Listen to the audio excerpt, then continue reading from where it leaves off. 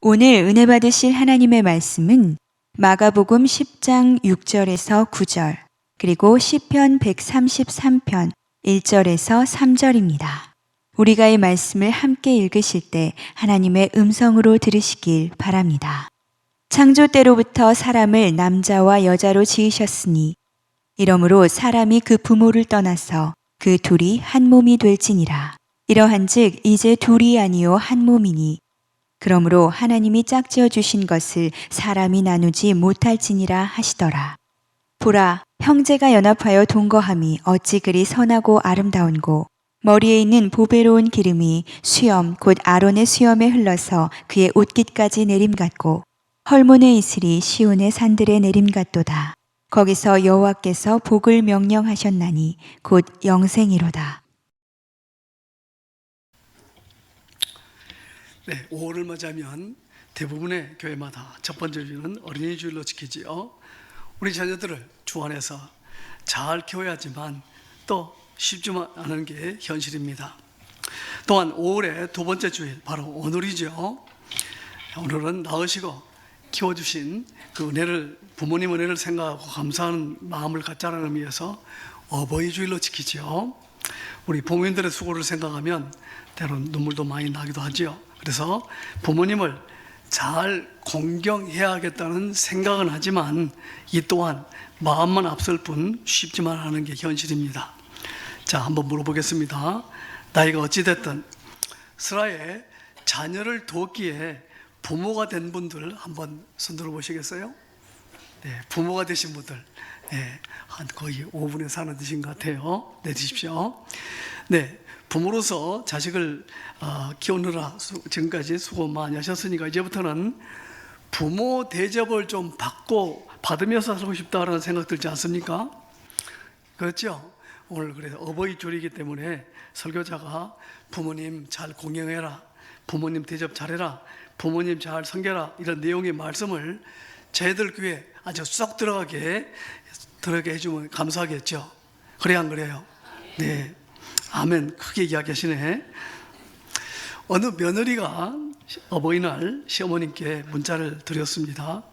아주 정중한 문자예요. 어머님, 건강하게 오래오래 사세요. 그런데 이 문자를 받아본 시어머니가 노발대발해서 며느리에게 전화를 하셨습니다. 너 뭐가 어쩌고 어째? 너 정말 이러기야? 영문을 모르는 이 며느리 깜짝 놀라 대답을 합니다. 아니 어머님 왜 그러세요? 아니 내가 보내놓고 그러냐? 너 지금 방금 보낸 문자 뭐라고 했냐 봐라.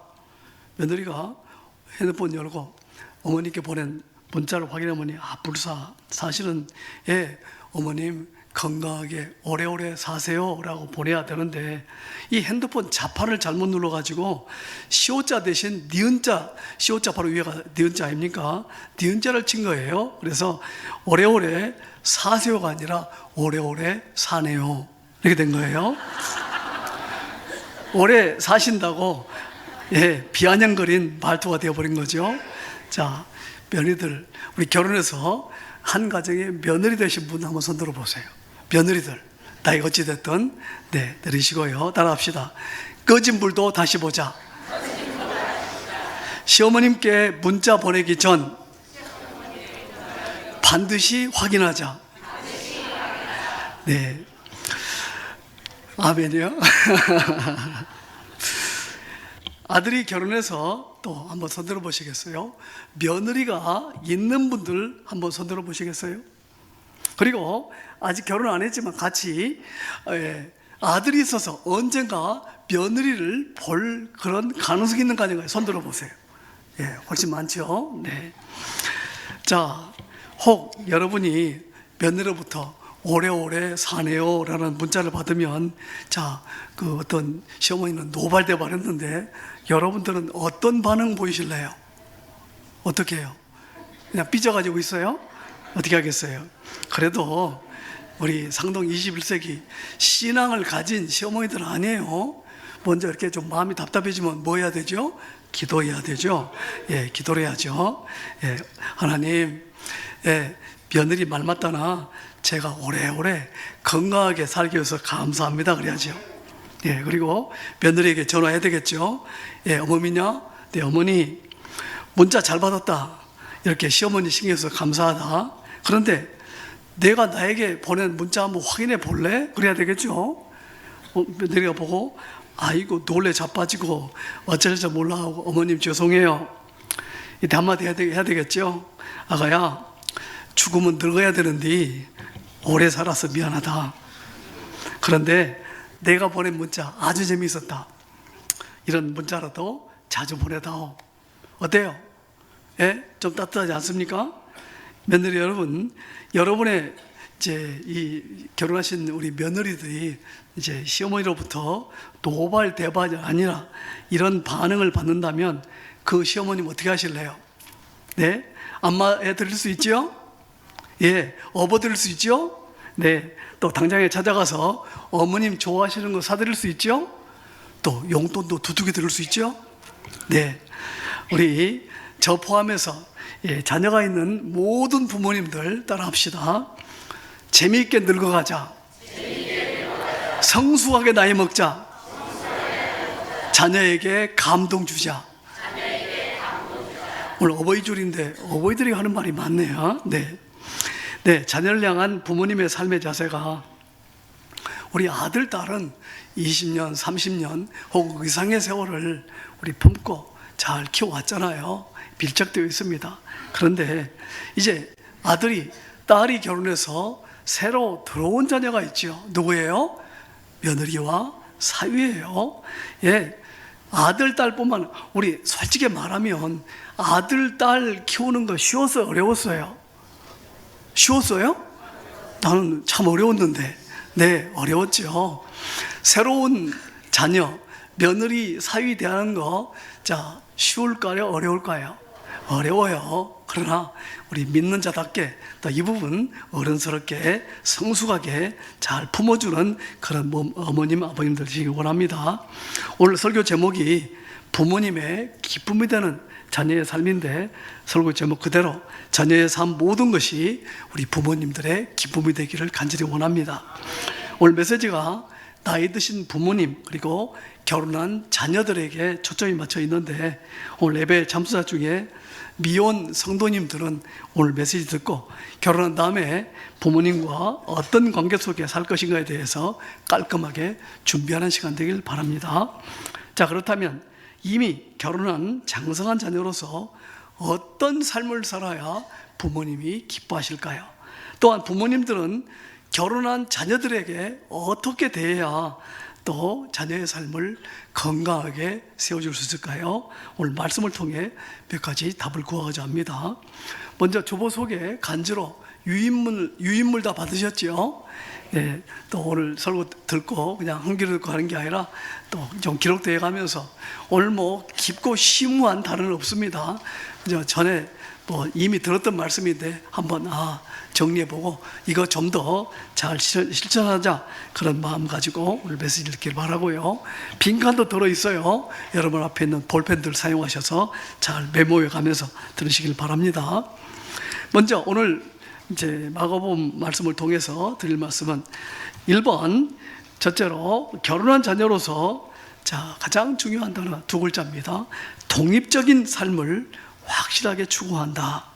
결혼한 자녀로서 독립적인 삶 확실하게 추구한다. 자, 마가복음 10장 7절 8절, 이러므로 사람이 그 부모를 떠나서 그 둘이 한 몸이 될지니라. 자, 이 말씀 창세기 2장부터 나오죠. 그리고 복음서에 몇 번 되풀이 되잖아요. 신앙생활을 좀 해왔다면 이 말씀을 정말 잘 알 겁니다.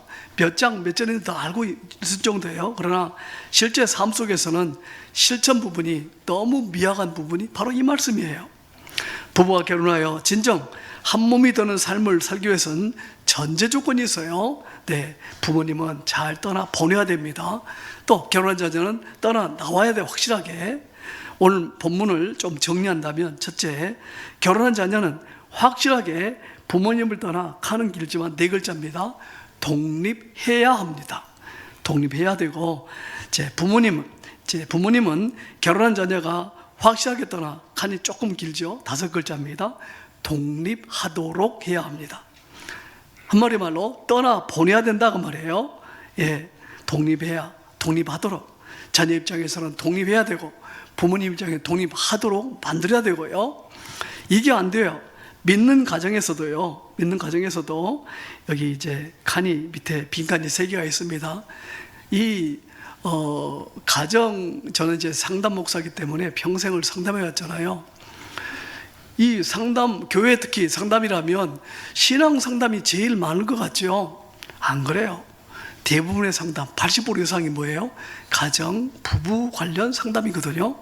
여기 이제 칸 하나, 첫 번째 가정에 제일 가는 갈등이 뭐예요? 부부 갈등이에요.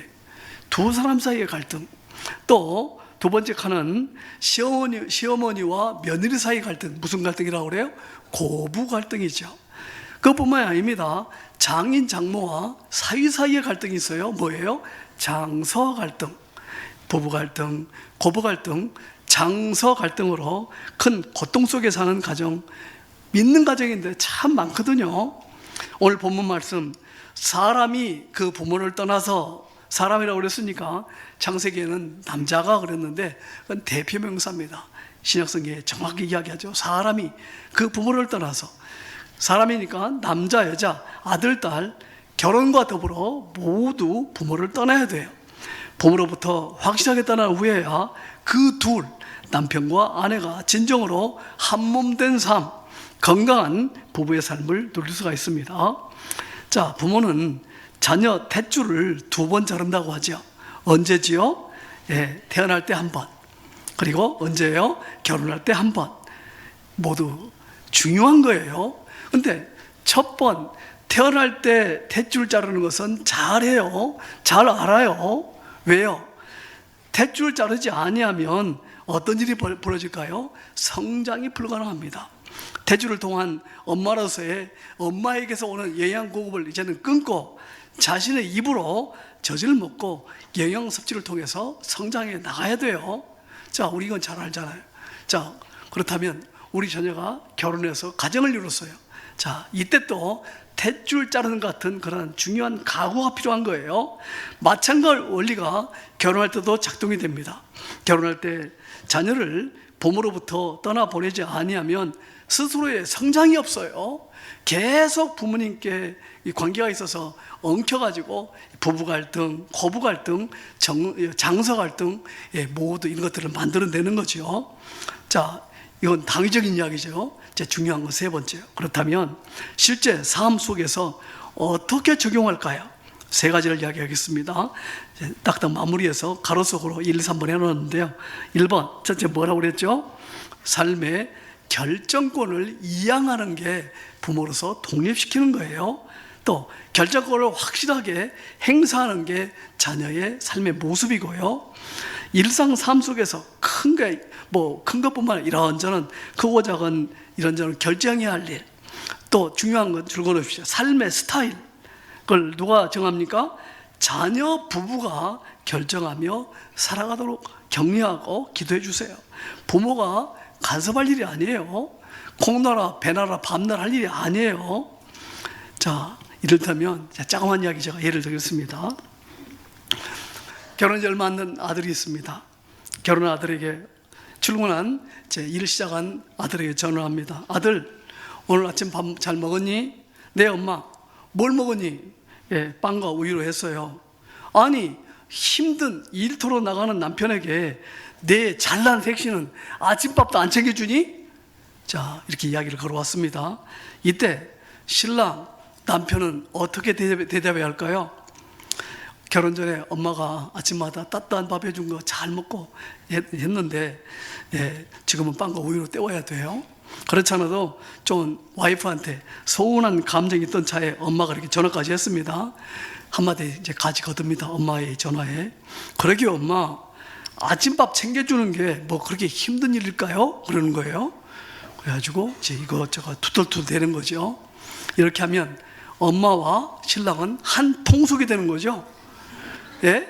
엄마와 신랑, 이미 결혼한 아들인데 한 몸, 한 마음이잖아요.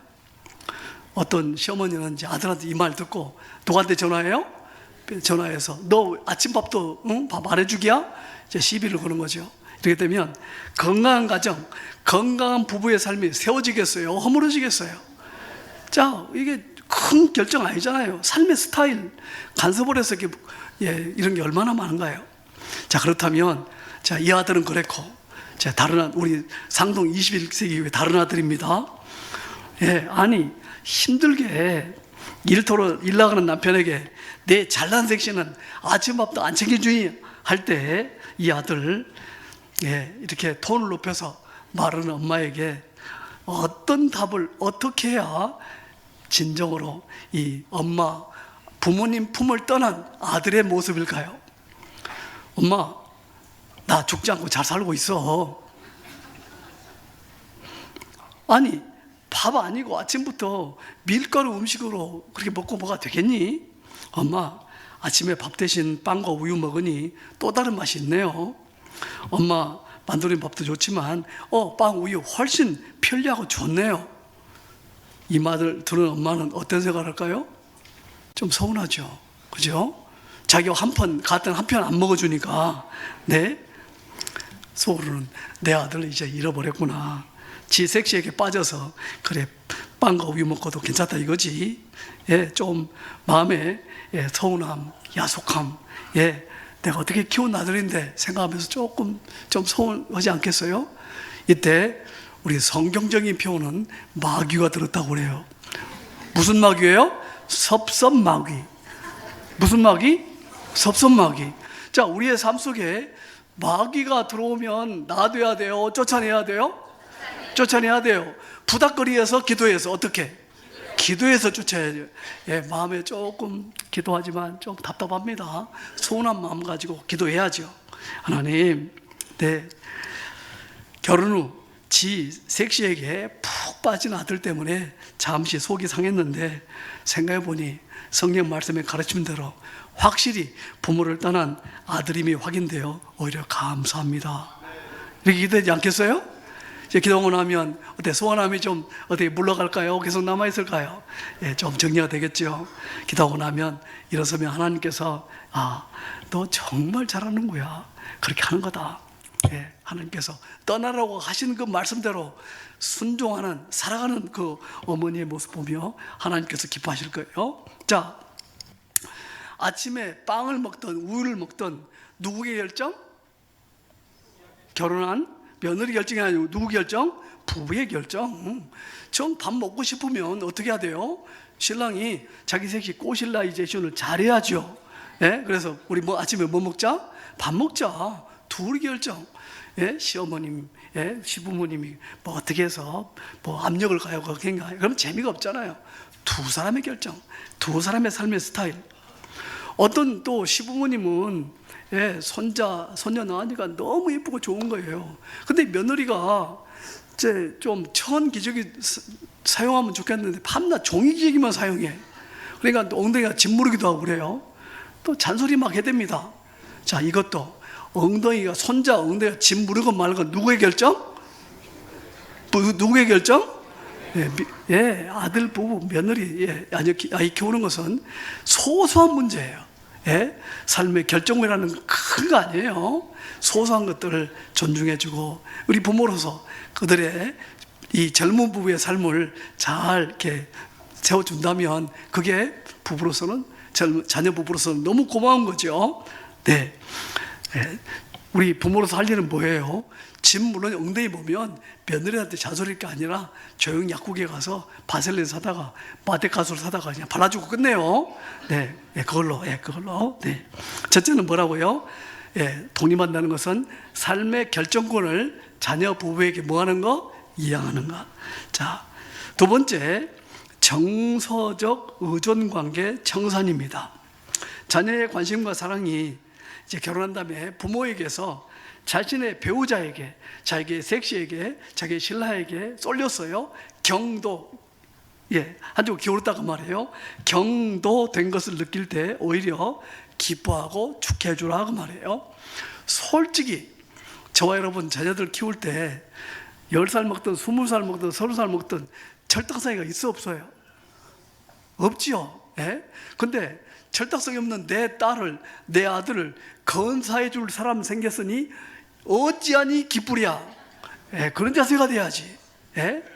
건사해 줄, 내 아들을 건사해 줄 섹시, 내 딸을 건설 이제 사위 생겼으니까 그 자체가 기쁨과 감사의 조건 돼야 되죠. 그래서 이제 조금 밀착됐던 정서적인 그런 끈도 이제 정리를 해야 돼요. 사실 제일 이 두 번째 탯줄, 결혼할 때 자르는 탯줄 자르는 힘든 게 바로 뭐예요? 정서적 밀착이에요. 자, 또 한번 설명을 해볼까요? 여러분, 성도님 가정의 딸이 지 마음에 드는 어떤 남자친구를 사귀었어요. 결혼까지 하기로 결정을 해서 부모님께 인사를 시키겠다고 데려왔습니다. 본이 아주 잘생겼고 키도 크고 듬직하게 생겼어요. 근데 그게 조건으로 마음에 들어가지고 그래 잘하게, 그게 아니에요. 이때 꼭 질문해 보십시오. 김군, 저기 내 딸 사랑한다니 고맙네. 한 가지 물어보겠네. 내 아버님, 자, 자네 어머님과 자네 어머님과 내 딸이 이제 결혼한 이후에 이제 어머님과 딸이 이제 같이 어머님 모시고 갔는데 어떻게 잘못돼가지고 물속에 빠졌어요? 둘 다. 자, 자네 어머님과 내 딸이 같이 물속에 빠졌는데 자네 누구부터 건져내겠는가? 그때 뭐라고 해야 되겠죠? 예? 0.1초의 망설임도 없이 네, 섹시입니다 라고 답하는 걸 확인하고 결혼시키십시오. 옆에 자기 어머니 있는 것도 아닌데 잠시 생각에 빠진다든가 망설인다든가 대답을 우물쭈물한다든가 그러면 자네 조금 더 생각해보고 좀 다시 한번 허락만 들어오게 돌려보내요. 네, 아직 결혼할 때가 안 된 거예요. 확실하게 독립을 해야 되니까. 자, 지금요, 이것은 어떤 이제 결혼 앞둔 신랑 이야기 아니고 지금 혹시 부부가 같이 예배에 참석하셨나요? 자, 그렇다면 아내 되신 분이 남편 되시면 물어보십시오. 여보, 당신 어머니와 내가 물에 빠졌다면 누구 먼저 건질 거야? 물어보실래요? 한번? 자, 물어보셔요. 예? 예? 방금 답을 줬는데 답할 줄 몰라요, 지금? 네? 예? 좀 우물쭈물한다면, 그동안 많이 힘들게 살아오실 게 분명합니다. 예? 자, 남편들 큰 소리로 따라합시다. 자, 당연히 당신 먼저 구해야지. 그럼 아내들은 뭐라고 그래야 돼요? 우리 따라합시다. 아내들, 여보, 정말 고마워요. 평생 당신 믿고 살만하네. 예, 지금 나이 드신 어머님들은 상당히 얼굴이 이제 굳으셨어요, 지금. 자, 아예 한 걸음 더 나갑시다. 결혼한 부부가 이제 신랑 부모님 댁에, 즉 시댁에 찾아갔는데 이 며느리 앞에서 눈치코치 없는 시어머니가 대놓고 아들에게 이렇게 물어봅니다. 아들, 내 애미와 내 섹시가 물에 빠지면 누구 먼저 구해줄래? 어머니 바로 그냥 아내도 있고 다 있는 시부모님 있는데 누구 먼저 구해줘야 돼? 그때는 어머님도 해야 돼요. 참 상동이 이제 큰일 났네. 예? 예? 바로 이때도 0.1초의 망설임 없이 주저함 없이 바로 답할 수 있어요. 어떻게 해야 돼요? 어머니 그거야 당근이죠. 제 섹시 먼저 구할 겁니다. 예? 제 조금 더 두셨어요. 나이 드신 어머님들. 어머니 물어봅니다. 그럼 나는 아빠가 옆에 계시잖아. 우리 아빠가 옆에 계시잖아요. 엄마가 이야기합니다. 네 아빠는 별 도움이 안 돼. 예? 그러면 아들이 뭐라고 그래요? 그럼 엄마 수영장 회원권 끊어드릴 테니 오늘부터 당장 뭐 배우세요? 수영 배우세요. 그래야지. 예? 여기 여자 성도 여러분, 이 정도의 남편이 돼야 사랑하고 믿고 의지하며 평생 살 수 있지 않겠어요? 그래 안 그래요? 예. 여기 신랑들, 남편들 이제 어떻게 하는지 이 정서적인 끈 끝나는 게 뭔지 아시겠어요? 아직도 근데 별로 동의가 안 되는가 봐. 네. 자, 어머님은 아들의 이 말에 많이 좀 상처받고 서운해 하시겠죠? 예, 좀 답답한 어머님, 그냥 마음이 힘든 어머니 이제 뒤로 하고 부부가 자기 집으로 돌아갔습니다. 집에 들어서자마자 아내가 남편에게 어떤 반응 볼 것 같아요? 네, 그날 밤 뜨거운 사랑의 기운이 이 부부에게 일어날 것이라는 그런 예상되지 않습니까? 자, 그 다음 날입니다. 남편은 어제 이제 엄마를 조금 마음을 좀 아프게 만들었으니까 무거운 마음으로 출근했겠죠. 네. 그런데 아내는 이것저것 시어머님 좋아하시는 거, 그리고 두툼한 봉투까지 준비해서 시댁에 다시 갑니다. 며느리가 시어머님께 이렇게 얘기를 시작합니다. 어머님, 어제 아범 때문에 속 많이 상하셨지요? 어머니 걱정하지 마세요. 저 수영 잘하거든요. 아버님하고 아범하고 저하고 힘을 합해서 우리 어머님 반드시 먼지 구해드릴 거예요. 예, 어때요? 좀 시원합니까 이제?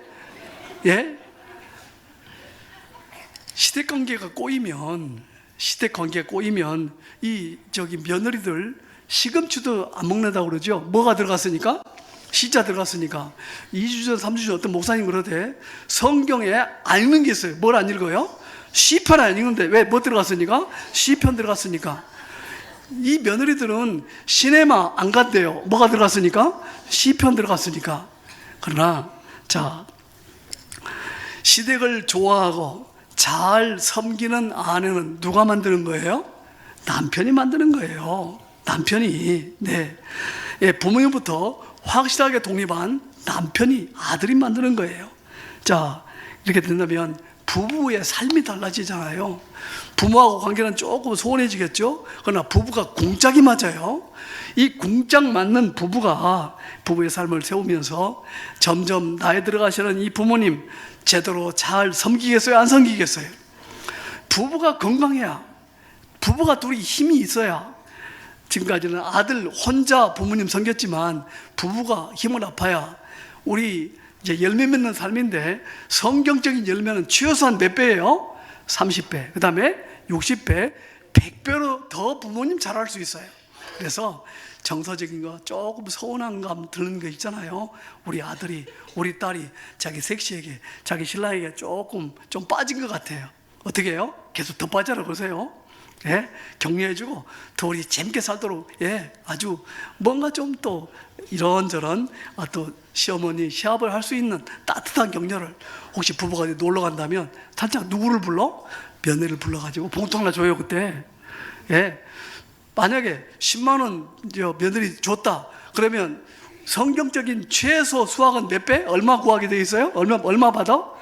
300만 원 들어와. 예, 예. 이렇게 저는 이제 우리나라의 정서상 시부모님과 며느리 사이에 갈등이 많기에 시댁 얘기를 주로 들었는데, 장인 장모님과 사이관계도 마찬가지예요. 딸이 친정부모가 아니라 남편과 한몸된 삶을 살아야 돼요.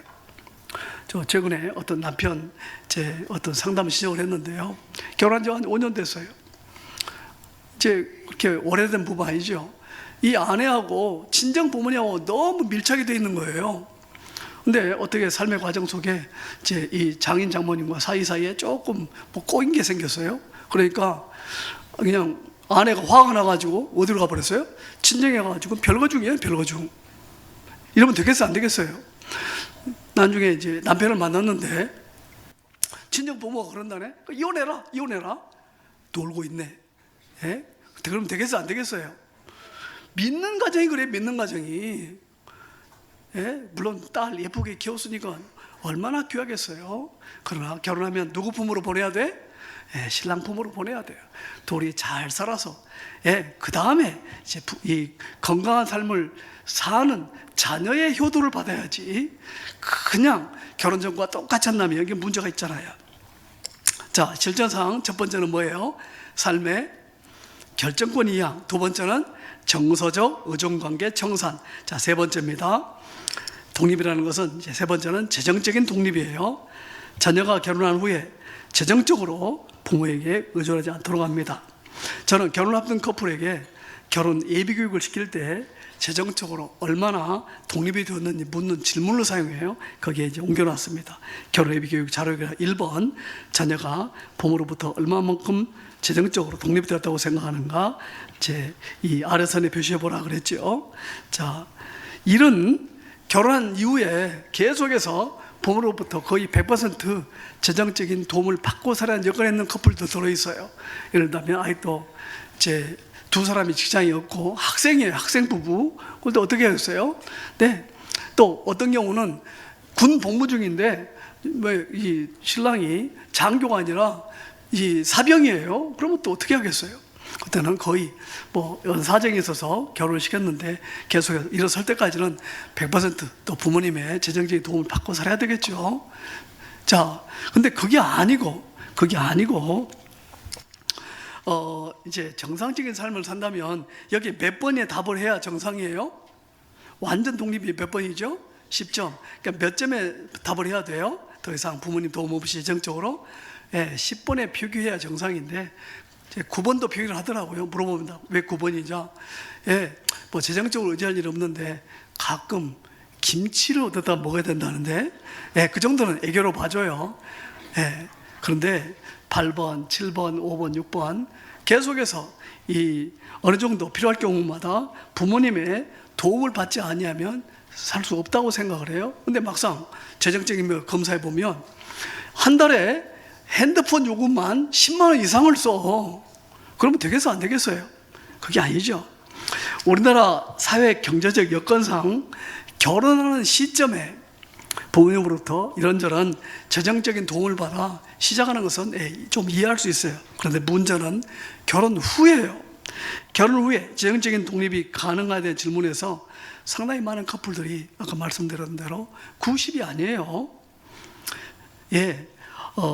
원하기는 결혼 후에도 우리 이런 부분이 어떤 어려움이 있다면 저는 꼭 한마디 해요. 밑에 같이 읽겠습니다. 시작. 경제적으로 독립하지 못하면 부모님으로부터 이런저런 뭐예요? 간섭받을 걸 각오해라. 도움 받으면서 간섭받지 않겠다. 이건 문제잖아요.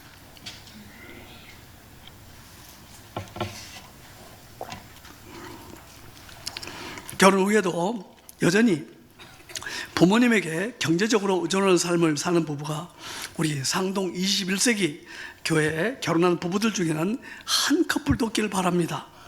이를 위해서 성실하고 부지런하게 일해서 얻은 수입을 가지고 그 범위 내에서 또 생활을 검소하게 잘 꾸려나가기를 원합니다. 자, 지금까지 나눈 말씀 정리해 보겠습니다. 독립적으로 사는 거 실천사항 3가지가 뭐지요? 첫째, 삶의 결정권 이양. 두 번째, 정서적 의존관계 정산. 세 번째, 재정적인 독립. 이제 오늘 본문에 부모를 떠나라는 말씀, 구약성경, 신약성경 자꾸 되풀이 이 말씀 이제 어떻게 하는 건지 아셨지요? 들은 말씀 순종해서 살아가는 것은 이제 성도 여러분의 몫입니다. 그래서 첫째로 결혼한 자녀 부부의 독립적인 삶 때문에 건강하게 그리고 아들, 딸 부부가 이렇게 건강한 모습을 살아가는 모습을 보는 기쁨이 우리 부모님들에게 충만하길 바랍니다. 자, 두 번째요. 자녀들의 어떤 모습이 부모님의 기쁨이 될까요?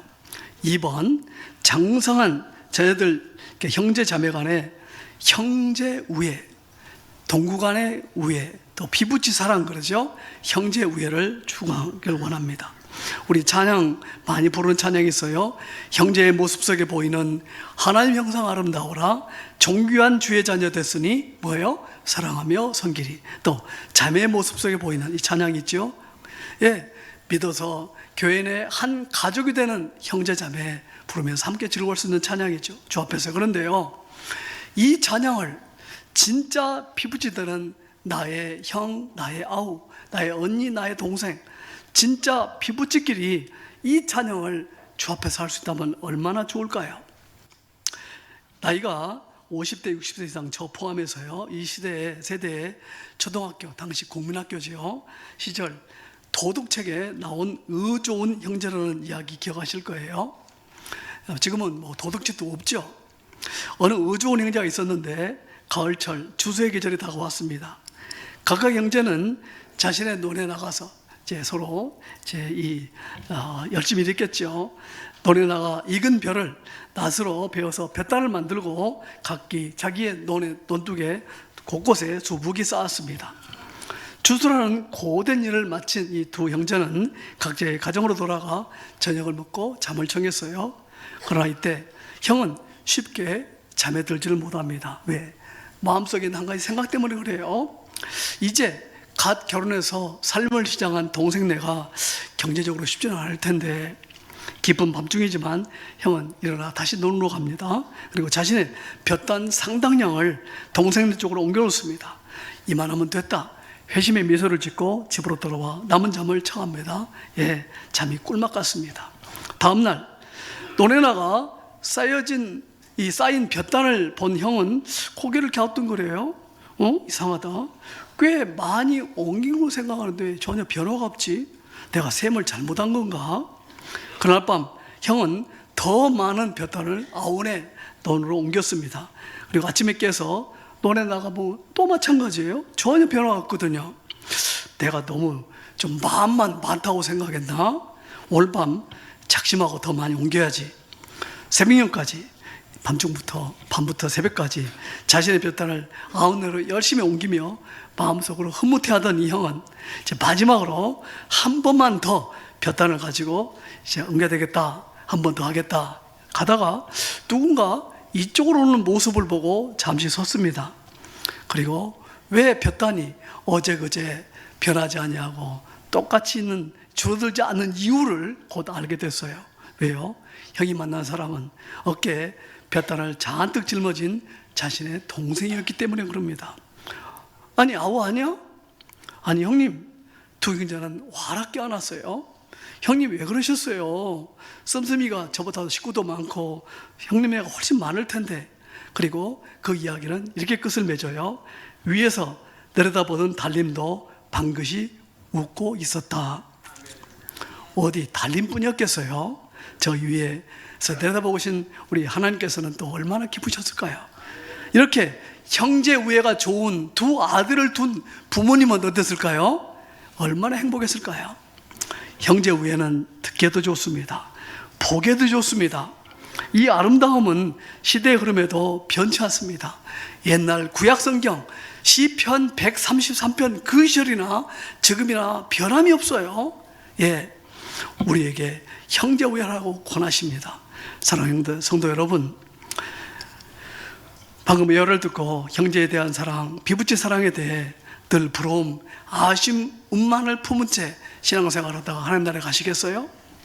혹시 피부치 사이에 반목이 있습니까? 형제 자매 사이에 껄끄러움이 있습니까? 혹시 형제 우애를 누리지 못하는 어떤 못마땅한 것들이 피부치에 있습니까? 있다면 정리하고 형제 우애의 기초를 세우는 시간 되길 바랍니다. 자, 성경은 형제 우애를 우리에게 왜 권할까요? 이유가 있어요. 자, 설명을 드리면 좋겠지만 다음에 기회 있으면 자세히 말씀드리게 하고 이유만 읽고 넘어가겠습니다. 이유 1. 자, 같이 읽겠습니다. 시작. 우리의 삶 속에서 거룩함과 향기로움을 직접 체험할 수 있기 때문이다. 이유 2. 시작. 메마른 곳을 신성케 만들고 삶 속에 풍성한 열매를 맺게 하기 때문이다. 넘어가세요. 이유 3. 시작. 형제 우애가 있는 곳에 축복의 보고가 열리기 때문이다. 네, 자, 바로 어디에서요? 형제가 연합하여 동거하는 곳에, 피부치 살아있는 곳에. 네, 하나님께서는 바로 이러한 축복을 주시겠다 이 말입니다.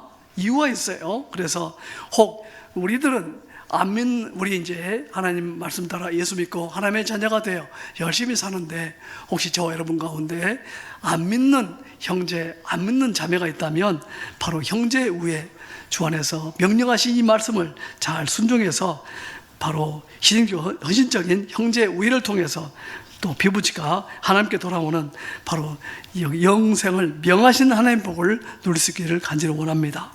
그런데요, 지금까지 우리는 바로 이제 왜 권한지 살펴보았는데, 그러면 어떻게 피부치 사랑을 실천할까요? 어떻게요? 방법 1. 형제 자매끼리 주기적으로 만나야 돼요. 만나지 않으면 형제 우애를 나눌 수 있는 시간, 공간이 허락이 안 되니까요. 주기적으로. 자, 주기적으로 가장 기본적으로 우리 나라의 큰 명절 2번 있죠. 첫째가 뭐예요? 설이고 또 하나 추석. 바로 이 두 명절을 참 창조적으로 아이들을 잘 계획을 해 보십시오. 저는 삼남 삼녀의 제일 맞습니다. 제 아버님은 5대 독자거든요. 5대 독자인데 당신이 삼남 삼녀 6남을 뒀으니 얼마나 마음이 뿌듯해 하셨겠어요. 자, 모두 이제 때가 돼서 결혼을 했습니다. 그런데 이 삼남 삼녀니까 딱 반반이잖아요. 이 설날 전날 되면 자, 이 아들들은 다 어디로 오죠? 예, 이제 아버님 댁으로 오죠. 시댁으로. 그리고 딸들은 어디 가요? 예, 시댁으로 가죠. 예. 자, 그러니까 시댁에서 설 전날 모여서 설날 이제 아침에 예배 드리고 이제 세배하고 그리고 떡국 먹고 어디로 와요? 이제 처가댁으로 가야죠. 또 딸들은 어떻게 해요? 이제 이쪽으로 친정으로 오죠. 이렇게 서로 교차가 돼. 예, 어떨 때는 잠깐 그냥 먼저 누가 오게 되면 잠깐 얼굴 빨리 가야죠. 이제 처가댁으로 가야죠. 우리 아들들은 재미가 없더라고요. 그래서 저희 아버님께 제가 제안을 했습니다. 아버님, 저기 이거 한 가지 말씀드릴 게 있는데 이게 재미가 없잖아요. 이렇게 하니까 허락하신다면 먼저 우리 아들들이 우리 어머님 댁 아버님 먼저 오는 게 아니라 설 전날 어디를 먼저 가겠습니다? 처가댁을 먼저 가겠습니다. 세 아들 몽땅 다 별로 기뻐하지 않으시더라고요. 뭐 그런 법이 어디 있냐. 근데 어머니 아버지 저기 설날 모임을 설날 저녁에 왜냐면 우리 누이들 이제 새 누이들 다 이제 오니까 저희들 처가댁에 갔다가 빨리 와서 설날 오후에 음식 만들고 해서 저녁에 음식 먹고 저녁에 부모님께 6남매가 그리고 저 손자 손녀가 18명이거든요. 몽땅 한꺼번에 모이고 그때 세배하겠습니다. 좀 시큰둥하게 생각한 아버님이 제가 하도 자주 이야기하니까 그래 한번 해보자 그러시더라고요. 막상 해보니까 6남매에다가 이제 결혼했으니까 12명이죠. 손자, 손녀 18 몽땅 다 몇 명이에요? 30명이에요. 너무 좋아하시는 거예요. 제 어머님이 이제 세뱃돈 준비해라고 이제 정신이 없었는데 그 세뱃돈도 다 우리 자녀들이 먼저 챙겨드리죠. 네, 너무 좋아해요. 그래서 이제 전체가 다 모여서 설날 저녁 계속 같이 있으니까 이런저런 이제 6남매 사이에 이야기들 또 좀 중요한 이야기들 나누기도 하고 재밌는 시간 조카들은 조카들 나름대로 그러신 것 같기도 하고요. 자, 뭔가 양보하는 마음 창조적인 생각을 하면 형제 자매들이 함께 모이는 게 오히려 기다려질 수 있어요. 어떤 명목이 됐든 형제 자매끼리 주기적으로 뭐 또 바쁘게 사는 세상이기 때문에 너무 자주는 모이지만 우선 명절은 우선 모이잖아요. 기본적으로 해서 만나야 됩니다. 방법 두 번째, 형제연합의 두 가지 필수품을 잘 챙겨야 돼요. 자, 필수품이라고 이야기했습니다. 이 시편 133편 서두에 뭐라고 이제 되어 있죠? 이 133편 서두에 자, 다윗의 시 곧 성전에 올라가는 노래 그랬잖아요. 자, 성전에 올라가는데 뭘 준비했겠어요? 하나님께 드릴 예물을 준비했겠죠. 그리고 성전 제사 그 당시에 끝난 다음에 아주 큰 축제가 열려요. 그러니까 축제 때 사용할 뭐예요? 또 축제 이후에 축제에 먹을 음식이라든가 물건들 또 챙기겠죠. 예물과 축제 물건 먹을 것들. 자, 필수품이에요. 자, 그렇다면 형제 외에 두 가지 필수품은 뭘까요? 자, 그것은요 먼저 섬김입니다. 섬김, 다른 말로 내리사랑. 피부치들 사이에 형제 우애를 만들기 위해서는 출생 순서상 위에 있는 형, 언니 되는 사람이 먼저 섬김을 시작하는 게 뭐라고요? 순리예요. 물은 밑에서 위로 올라갑니까? 위에서 밑으로 내립니까? 위에서 밑으로 내리죠. 그렇다면 똑같아요. 형제 사랑도 내리사랑, 형제 우애도 내리. 자, 내리사랑은 아래로 흐른다 그 말 아닙니까? 여기 장남 장녀 되신 분들 손 들어보세요. 장남 장녀, 저도 포함해서요. 따라합시다. 평생 주고 살아야 할 팔자다. 근데 이제 우리는 팔자소관이 아니죠. 팔자소관이 아니고 십자소관이에요. 이제는 믿는 사람으로서 하나님 말씀에 순복해서 하는 거기 때문에. 자, 오늘 본문 말씀도 의미심장합니다. 머리 위에 기름도 아래로 흐르고 헐몬 산의 이슬도 아래로 내리고 하나님의 복 영생도 위에서 내려오고. 그렇죠? 자, 장남 장녀 상위 순번. 성경이 그러니 피할 수 없잖아요. 한 번 해병이면 뭐예요? 영원한 해병. 한 번 장남이면 영원한 장남, 영원한 장녀. 네, 이왕에 위대니까, 위의 순보이니까, 예, 베풀고 사는 게 뭐예요? 예, 있는 대로, 있는 거 가지고 베풀며 사는 거. 예, 바로 섬김. 빌수품 2는 이제 아랫구먼이죠. 형님, 언니에 대한 감동을 줘야죠. 감동적인 삶. 형, 언니가 잘 섬기면 동생들은 신나죠. 그렇다면 동생들의 반응은 어떻게 돼요? 또 언니, 형에게 감동을 줘야죠. 예, 우리 좀 아래 순번 손들어 보시겠어요? 장남, 장녀 아닌 분들, 예, 이분들은 잘 윗분들을 섬기십시오. 다양한 모습으로요. 다양한 모습으로 남자분들 나의 형님, 나의 누나를 감동시키자. 여자분들을 나의 오빠, 너의 언니를 감동시키자. 말이 됐든 정말 선물이 됐든 뭐가 됐든 형 누나가 우리 아무개 이제 철들었네. 예, 감동하도록 받들고 존경해 주라고요. 이 섬김과 감동은 먼저 저와 여러분 세대에서 잘하고 우리 다음 세대 자녀 세대도 계속 이어받아야 되겠죠. 잘 섬기라고, 잘 감동시키라고. 혹시 형제 자매 사이에 쓴뿌리가 있어서 좀 힘든 부분이 남아 있습니까? 네, 그렇다면 아예 그 쓴뿌리 있는 형제 자매 만나서 아우야, 동생아, 평생 내리 살아야 하는데 먼저 형이 나서십시오. 언니가 나서서요, 누나가 나서서 그동안 좀 많이 불편했지, 내가 많이 부족했다. 앞으로는 형으로서, 언니로서, 오빠로서, 또 누나로서 좀 더 잘하마. 네? 풀어주세요. 또 형님, 언니 제가 잘못했어요. 이제 찾을게요.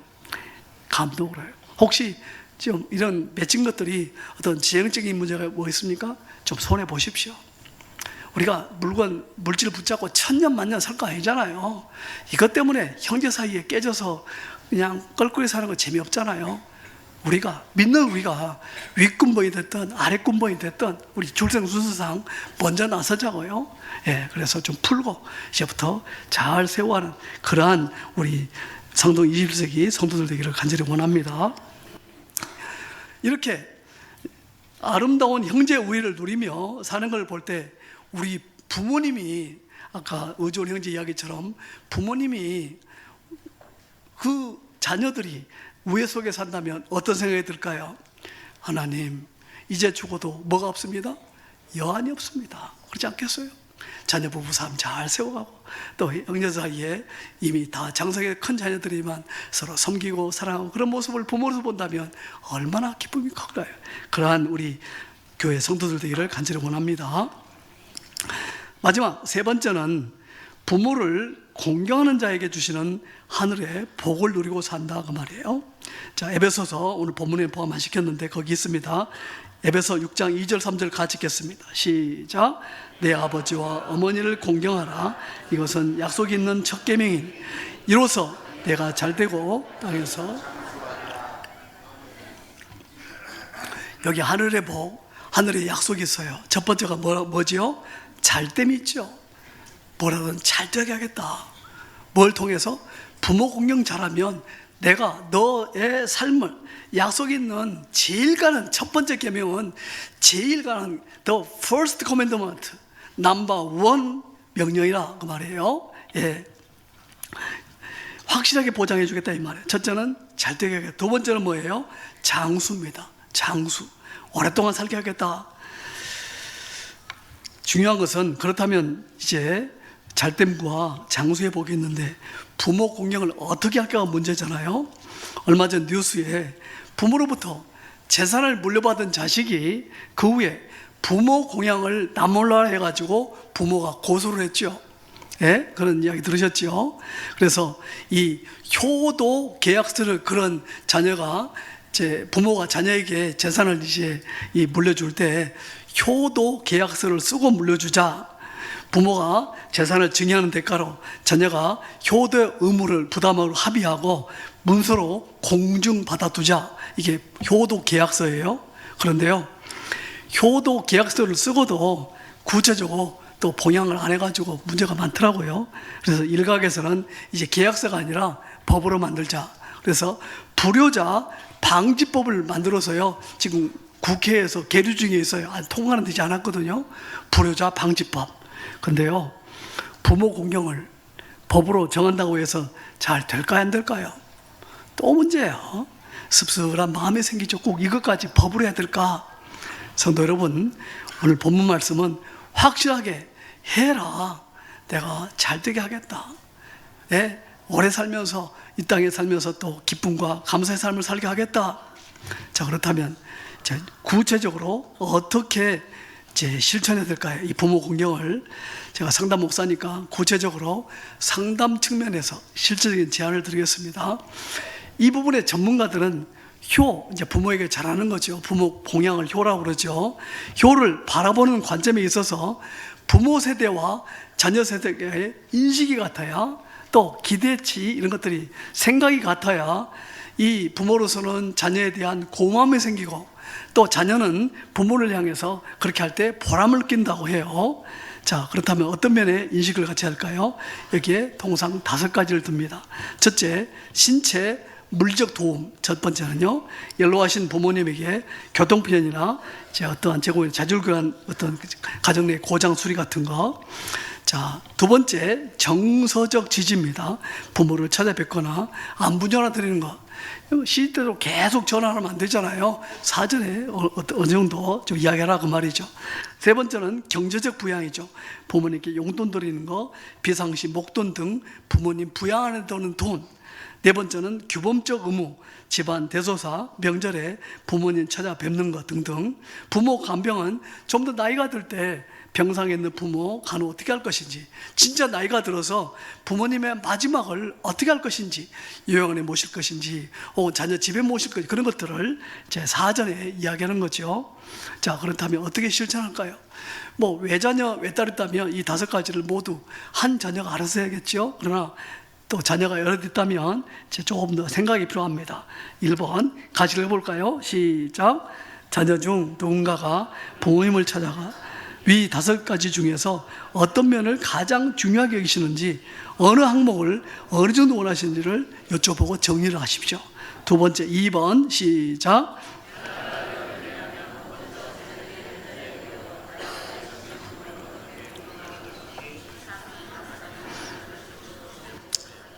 네, 3번.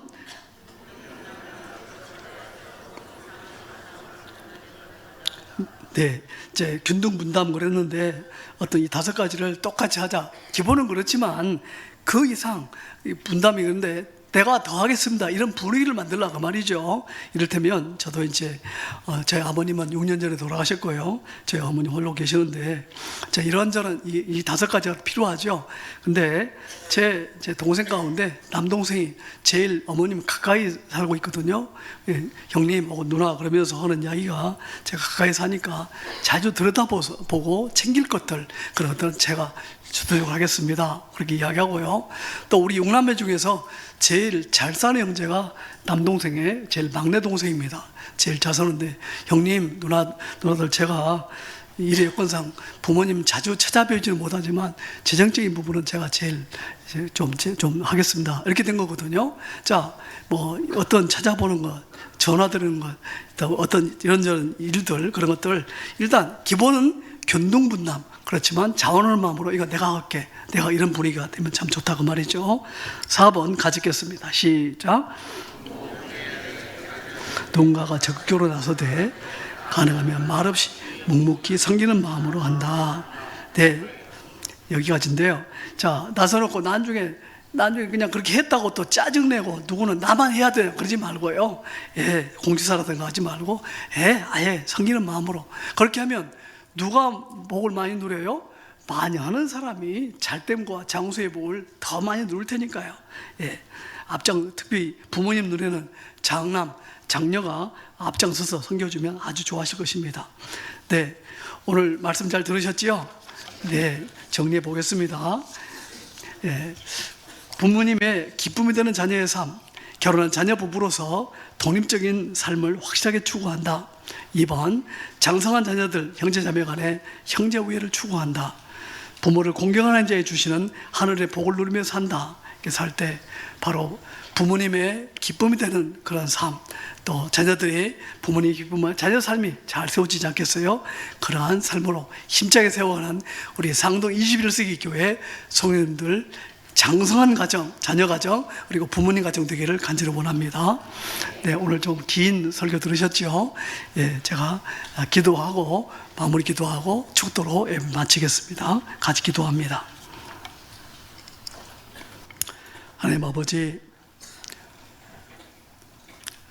말씀을 많이 대하면서 또 매년마다 5월달 가정의 달 돌아오면 비슷한 메시지 자주 들었으면서도 실천하지 못한 부분이 참 많이 있었습니다.